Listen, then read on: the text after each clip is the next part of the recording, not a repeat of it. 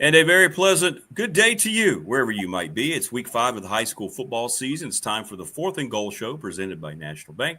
I'm Rick Watson. He is WFXR's Jermaine Farrell. And we talked about this, Jermaine, when you were on BDST this week.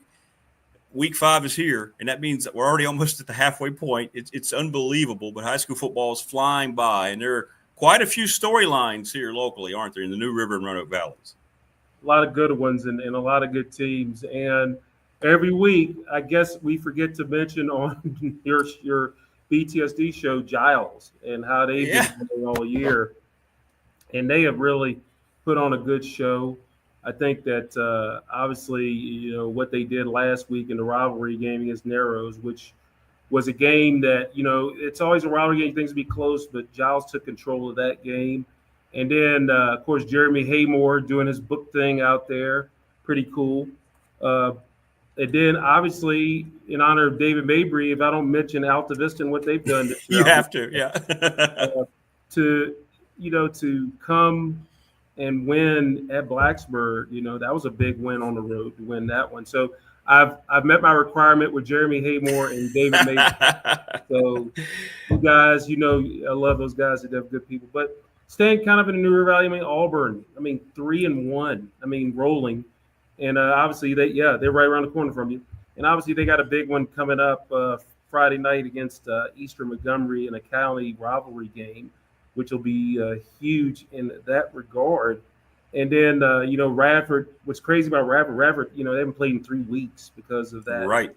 But, and then the situation with Galax is pretty tough. They don't have enough players. And then, so the following week they have a bye week. So obviously they can do some things there. But Northside, they were lucky to find an opponent because this time of the year, I'm sure it'd be hard. But they're playing Rappahannock next Friday at 6 o'clock. Okay. Good. So they found a game to replace the Galax game. But, Rappahannock is no pushover, considering the fact they're one of the best Class 1 teams around. And then in the Mayor Noel C. Taylor Cup game in Patrick Henry, that defense, so impressive to hold Fleming. Really, you almost want to call it a shutout because otherwise the defense, they get the safety there. But that PH defense is strong. And if you look at their schedule ahead, they'll definitely have an opportunity to run the table and maybe go 10-0, which has been the first time in my memory. I think it's been 40 years that team that went. Has it really? I think it was back in 1985. That year they made it to the state semifinals and lost to T.C. Williams. And if you remember that year, of course, was the flood of 85, flooded out Victory Stadium. That's right. So they had to play all their playoff games at Salem Stadium, which was the first year of Salem Stadium. Of that ballpark, right. So it's kind of interesting how that goes. But, they have a good opportunity to do that. And then, you look at Lord Bottot rocking and rolling the scene, looking very impressive. Jefferson Forest looking very good. Now, they have another test coming up this Friday, and we'll talk about it in a second. But a game that was kind of a shocker, Heritage, what they did to EC Glass. That had to be one of the biggest wins as far as points are concerned ever in that rivalry. Because normally, it was the amount, right? It was the margins what made that one like. The margin was pretty big. And EC Glass, since they beat Salem, they've lost their last 3 games, so they're really going to have to get things turned around. So, and then Magna Vista's looking real good at 4-0. Yeah. They got a pretty big game coming up against Staten River, which those two teams seem to play each other in the playoffs a lot. Floyd County looking impressive. So, and I'm probably going to miss some other teams if you want to throw some out there, but the teams that are undefeated right now, they're a reason why they're undefeated. And now, they're going to try to keep that undefeated string going. Well, you highlighted this game last week, and one other unbeaten team I want to talk about, the Battle of the Green and Gold. Glenver took care of Northside. That Glenver team, you've talked about them. They one of the longest tenured coaches still going. Coach Clifford's still there, and he has built just a consistent winner year in, year out. And they look special so far this year, don't they? Yeah, they do, and it helps to have good quarterback play. Brody Doyot, Cooper Mullins, Brody's brother Trey making plays. This team, and if they keep winning, obviously they have an opportunity here now. Obviously, when you look at their district coming ahead, you got Radford still in the mix. You still got to play a James River team that's looking good, Floyd County. So early on, they're looking pretty strong, but that district schedule is going to be a chore right then and there. I mean, they go down to Martinsville, which isn't going to be an easy out.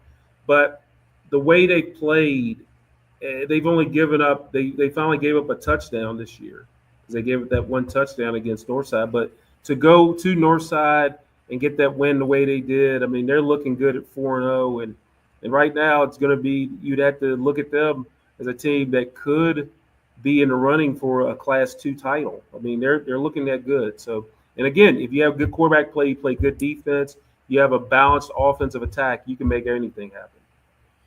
Well, and I know Hidden Valley's down, but James River, they've been very consistent so far this year. They put up 50 points. I watched that offense. They're really good. This is another team that's kind of doing their thing. Kind of reminds me of Glenver. Every week you see a James River score, and you go, yeah, well, that doesn't surprise me very much.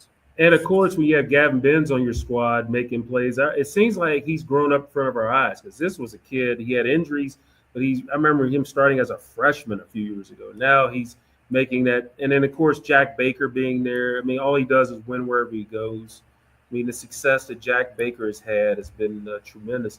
And then another team that's still in our area but kind of far away is Nelson County. Again, 3-0. Another one of Jack Baker's schools, by the way. 3-0, looking good. And then Craig County. How about Craig County? Hey, the Rockets, yeah. Putting some numbers on teams. It's all put some respect on my name. Jimmy Fisher, and, of course, using the single wing. I mean, Class 1 is going to be some interesting matchups down the line, especially getting the district play. But Craig County looking good, looking to stay perfect on the season as they continue to rock and roll. But they have really been impressive all year, looking the way they have. So a lot of teams that are either undefeated, only got that one loss, looking pretty strong right now. And one great ball game, I didn't see any of it, but look at the score. Bassett beating William Byrd 44-35, a slugfest there, almost like who had the ball last, right, won that football game. That looked like a very exciting game. Yeah, Bassett, I tell you, they're a tough team also when you look at what they can do. And to beat William Byrd, which William Byrd was mowing down everybody. I mean, they were blowing teams out. And then, they go down and play a Bassett team that they could see down the line in the playoffs. And again, Rick, we talked about before Region 3D. I mean, the matchups are just going to be so much fun to see. You're going to have a lot of cross-district rivals, district games. And so when we get the playoffs, and it wouldn't surprise me if an 8 seed in that region beat a 1.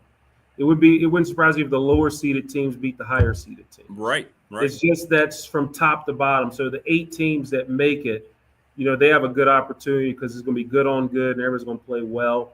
And then, also, you look at, some of the other districts and what everybody's doing. Now we're starting to get into district play a little bit because once you reach week 5, you're almost getting into district play if you haven't started already.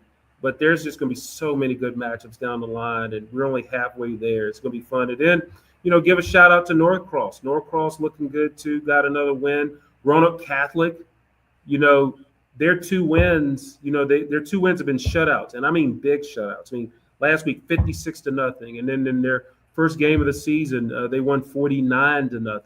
So their 2 wins have been by shutout. So they have really been rocking the scene over there. Coach Howard Tucker is doing a good job at Roanoke Catholic, and then, of course, Dwayne Priest doing a good job at Northcross. I mean, these are 2 teams that are really trying to make a run and try to get into the playoffs and do some things. A couple other games. Stanton River beat my alma mater, Pulaski County in Dublin, 42-21. They're pretty good, Stanton River. You've talked about them a lot. Montcalm, Eastmont, who's coming to Reiner, you mentioned, they played Montcalm tough. They lost 24-12 in that one.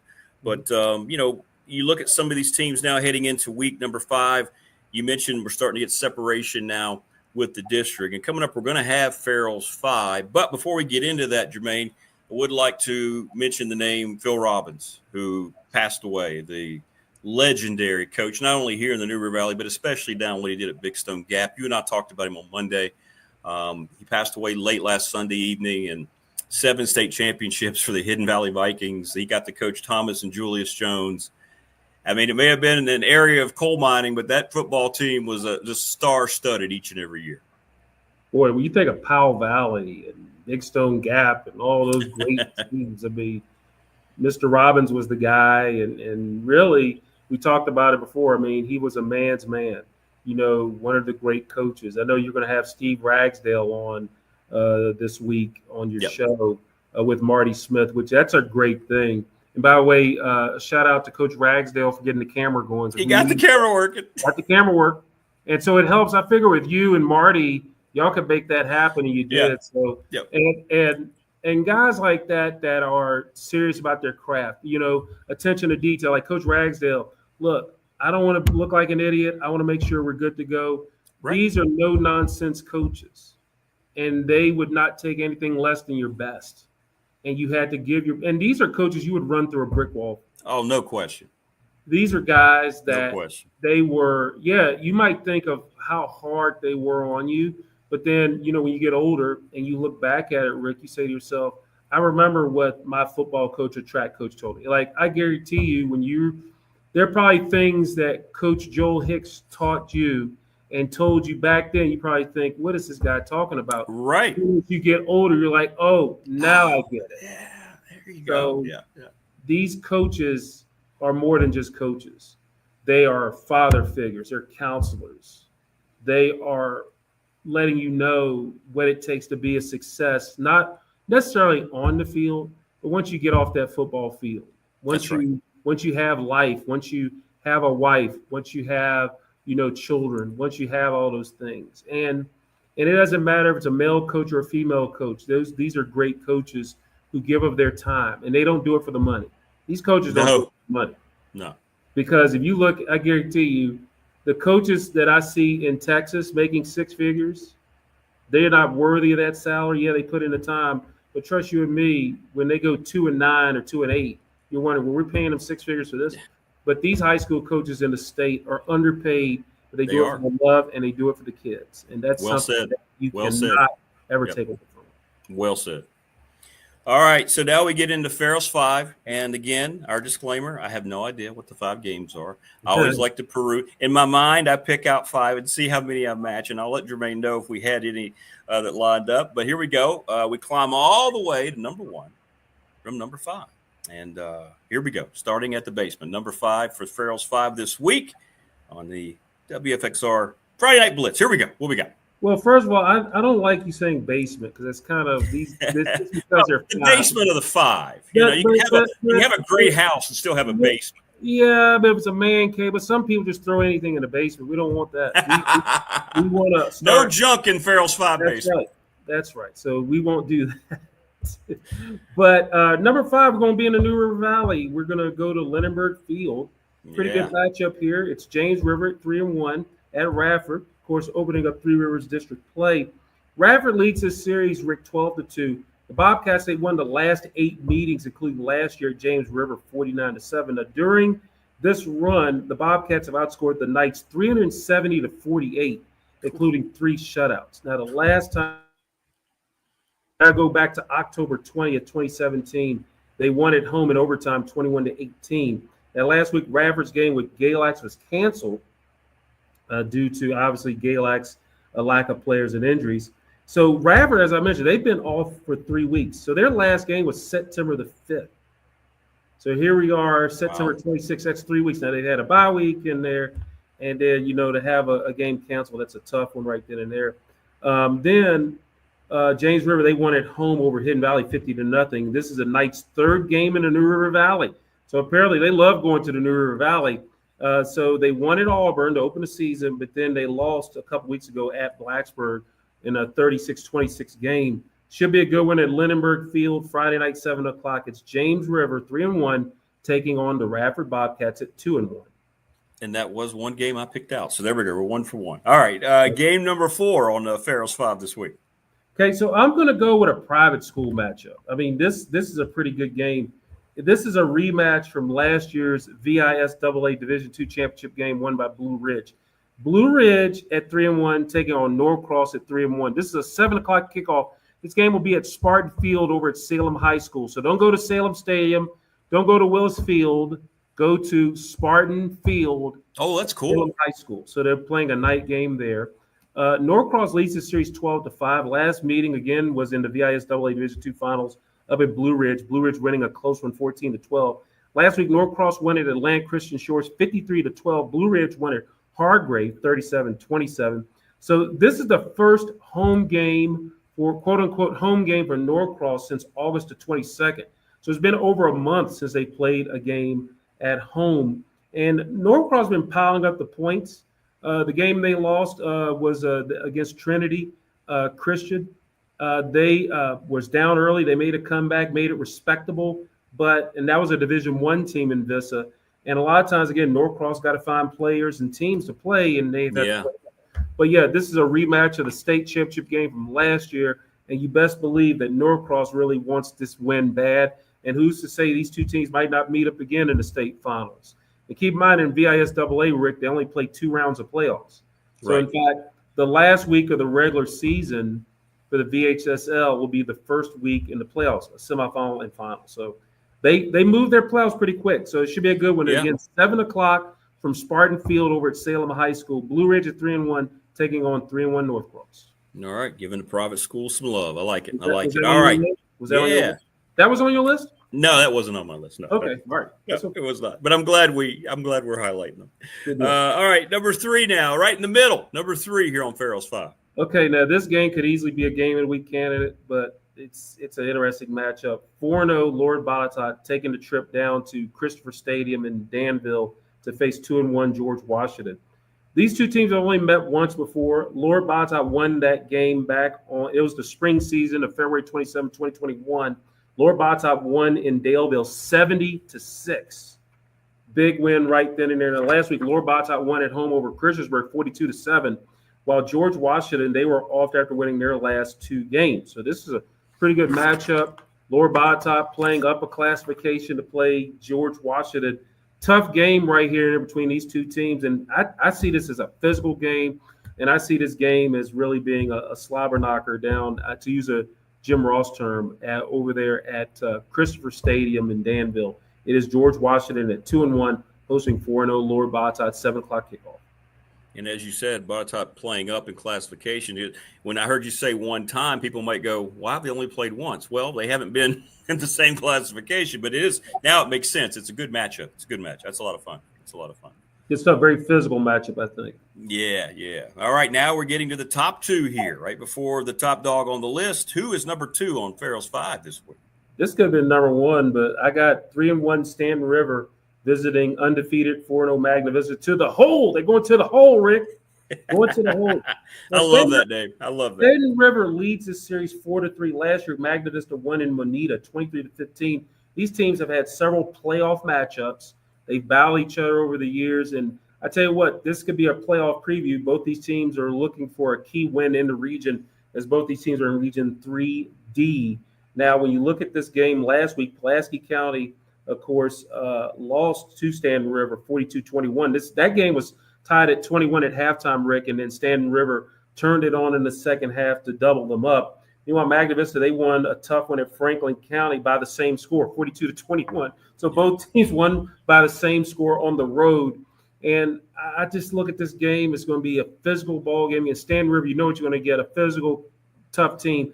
And so is Magna Vista with Simeon Moore and Ethan Dukes. That 1-2 combination in the backfield should be a good one down at the hole. Magna Vista at 4-0 hosting 3-1 Stanton River. Was that on your list? No, I did not have that one on my list. Well, I need to hear your list afterwards. I will. I'll give you my list. Magna Vista, refresh my memory. I know you know the history. When did they consolidate? When did Magna Vista become a thing as a high school? Back in 1987, it was 87. GW Carver and Drury Mason merged. I think it's 87 or 88, but it was in the late 80s. Those two teams merged to become who they are right now. In fact, Magna Vista had merged with Theodore Collinsville. So those two teams merged. And also Laurel Park and Bassett merged. Laurel Park. That was the one I was thinking. I couldn't remember Laurel Park. Yeah. So those schools have merged, and they become, of course, county rivals. Because it's funny to think back then in Henry County, there were a lot of schools. There were a lot of high schools. Yeah, there really were. Down to a couple of high schools there. But like I said, pretty good matchup. Yeah, Magna Vista year in, year out. Coach Favero always has his team going. Laurel Park used to be really, really strong. I mean, really strong. Especially when you look at basketball, they were rocking. Yeah, they were good. All right, now number one on the list. Here we go. We've gotten to the top. I don't know which way you're going to go here. Maybe I'm missing one. All right, here we go. It's always a great surprise. Who's number one on your list here? Farrell's Number 5. one, I got our game of the week. It'll be Jefferson Forest at 4-0, hosting Liberty Christian at 1-1. Liberty Christian leads this series 4-2. Now, LCA, they won the last 4 meetings in this series, including last year in Forest. That was a 50-6 win. JF last win in this series was September 28th, 2018, and that was, I think they're still scoring in this game. That was at Williams Stadium, where JF beat LCA 77-48. That was a lot of points. Last week, JF won at Liberty 43-8, and they pretty much have swept. So they are the Bedford County champions. They've won their last 3 games on the road, so this is their first home game in a month. LCA won last week at home over Amherst County 50-14. JF, they've outscored their first 4 opponents 168-22. But LCA, check this out, they've won their last 29 games against Commonwealth competition. Keep in mind, the first game they lost this year ended the winning streak, but that was against a team up in Ohio. So as far as their state winning streak is concerned, they've won their last 29 games in the Commonwealth. But I tell you what, JF is really out to prove something. And I tell you what, this will be a test. Again, all these Seminole District games are tough. But right now, when you look at who's doing what in the Seminole, this is going to be a pretty good matchup. 2 of the favorites to win the district, and it's going to be JF at 4-0 over at Sabre Stadium, hosting Liberty Christian 1-1, a 7 o'clock kickoff over in Forest. Was that on what? Yeah, yes, that one was. They had to open up. You mentioned that at Ironton, Ohio, right? Just to try to get a game, and that was a very good program. And obviously, they lost that game, but nothing to be ashamed of. You're just trying to test yourself, make yourself better. I love the fact that they're able to do that. Right. And you know, when they come back and settle into district play, that's pretty impressive that they can make that trip the way they did. I'm just curious, what games did you have on your list that I didn't have on mine? All right. Well, we had those 2. Hang on, I can't get my. There we go. I had those 2 that we had together there, James River and Radford, and then of course the one you just mentioned. I had Brookville and Amherst on mine, just because. That's good. Yeah. Yeah, because I'm pretty close with Mark Lindenberg. So I had that one. Selfishly, now I knew you wouldn't have this one, but I had my Auburn Eagles Eastmont game because it's the battle for the cup, and it's, it's just a nice little rivalry down here, down the road. Yeah. So and Auburn, again, 3-game winning streak. And when you look at the games that we pick, I mean, they're different reasons. Correct. I mean, and this might get me in trouble, and that's fine. A lot of it is more of a record thing when you look at the records. No, you have to, yeah. Because, and now a game of the week a game that's in Farrell's 5, rivalry games are big, but not if you have one team that has a different record than the other. If you got both teams that are rocking the scene, it's an easy pick.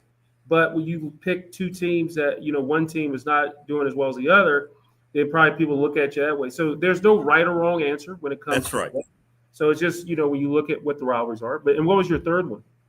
I had Blacksburg Salem only because, all right, okay. My curiosity is Salem's got to win that not to be 0-5. Yeah. So, and I'm wondering how Blacksburg, they're improved. Can they usually go down there and it's lights out against them? So I'm curious to see how they handle that, knowing that they won't be favored probably, but Salem's struggling a little bit. I'm just curious to see how they handle that trip. We'll see. And they may not, they may not handle the trip, but that's what I'm going with. Yeah, so we pick it right up. So yeah, I think Blacksburg. I'm curious to see how Blacksburg handles that trip. Yeah, and Blacksburg, they're reeling a little bit. They've lost their last 2 games to tough competition, so it'll be interesting to see, what happens in that game. But yeah, if you're Salem, you don't want to go 0-5. You still want to hold out hope. I mean, there's opportunities for Salem, but they for Salem probably to get into the playoffs, they might have to win out. Now, one of those wins probably be against a good Patrick Henry team that can help you points wise, but they probably going to have to win out and probably going to need a little help to get into the playoffs. But one thing is, you never count out the Salem Spartans. I like to remind people each and every week, if you missed any games, if you're going to a certain game and you want to get back, then get home and watch WFXR's Friday Night Blitz. I watched it online last week. It's great. You just sit there, go to the site, call up on the phone. I was busy. I was walking around. I was able to put it on, and I was able to pause it, getting all the highlights. Because I don't like to know the scores until I watch your show. So I'm just sitting there like, all right, here we go. So it was great. So they do such a great job, folks. You're missing it if you don't watch it. And I know you do because you're a high school football fan, but it's so easy to find on your mobile device. If you just go to the WFXR site, it's right there in the front page. Friday Night Blitz, click on it, and there's the show. It's awesome. It's awesome. And we stream that show, and it's also stream it on our Facebook page. We stream it. It'll be on YouTube. So once it's done, it's on YouTube. And again, if you want to watch it as is, you can catch it on the stream on our Facebook and our website, WFXRTV.com. And then 10:30 on WCW. And then after the college football game this week on Fox. And then also Saturday mornings at 11. So we got you covered. The Hardee's Friday scores and highlights and all the good stuff. And again, Fourth and Goal rocks the scene each and every week with Rick Watson. Does a good job. Well, you do a great job. It's great. It's great. We thank Talara Ramsey, National Bank, Travis Williams, Professional Door for helping bring you this program. And thanks, as always, to Jermaine Farrell. I mean, I just sit here. I learn so much every week. He sits there. He's got the history. He's got the series. Like, for instance, you learned about Lord Botetourt and Danville one time. I didn't know that. You're like, wow, I guess it makes sense, though. And the difference in the score there between Radford and James River. Well, James River is probably aware of that, and they're going to have some, motivation tonight. I think that's going to be – Rick, I really think a lot of these games – I mean, you got teams, like I said, James River has been dominated by Radford the last few times, and obviously they're thinking about that, say, hey, it's our time to do something. And a lot of these games, I mean, you look at an LCA and Jefferson Forest, teams are tired of losing in the manner to a certain team. That's so right. This year, if they're playing at a level, maybe this is their opportunity to turn around, but it should be a good one. And speaking of good, Rick Watson, you're good. And by the way, if give my best to Coach Ragsdale and Marty. I'm looking forward to I will. They do. Definitely. And, again, if you guys out there, if you haven't subscribe to the Big Dog Sports Talk. And you talk about Rick Watson. He has a cadre of guests. If there's an area that you need to know something, if you watch Rick's show, he'll have an expert, whether it's Virginia Tech, whether it's high school, whether it's the NBA or whatever sport it is.